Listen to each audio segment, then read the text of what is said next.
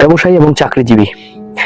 ব্যবসায়ী হলো দোকানদার, আর একজন দোকানদারের ডেইলি চেইন অফ ওয়ার্কশিট হলো রাত্রে ঘুমাও, সকালে ঘুম থেকে উঠো, আবার সকালে ঘুম থেকে উঠে দোকান, দোকান টু বাড়ি, বাড়ি টু বাজার, বাজার টু দোকান, দোকান টু বাড়ি।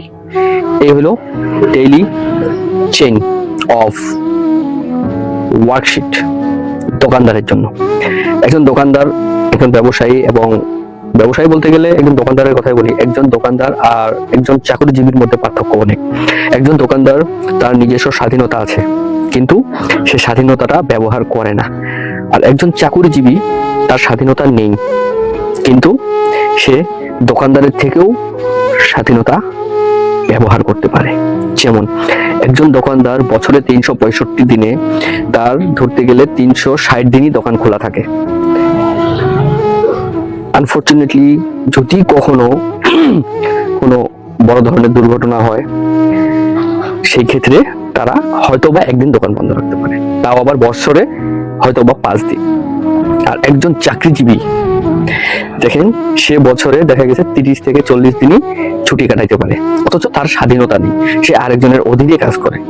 আর আমরা যারা দোকানদার, তারা নিজের অধীনে নিজেই মালিক, তারা কারো অধীনে কাজ করে না, অথচ তাদের স্বাধীনতা আছে। তারা ইচ্ছা করলেই ব্যবহার করতে পারে, কিন্তু তারা করে না।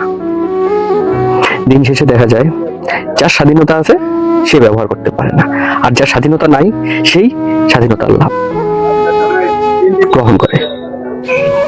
তো একজন চাকরিজীবী সে ইচ্ছা করলেই 3 দিন ছুটি নিতে পারে। তো একজন চাকরিজীবী যখন 3 দিন ছুটি নেবে, এই 3 দিন সেই চাকরিজীবী মাথায় কোনো টেনশন থাকে না, তার শুধু এতটুকুই টেনশন থাকে, আমার 3 দিন শেষ হবে, আমি পুনরায় চাকরিতে জয়েন করব, আমার সময়গুলো খুব দ্রুত চলে যাচ্ছে।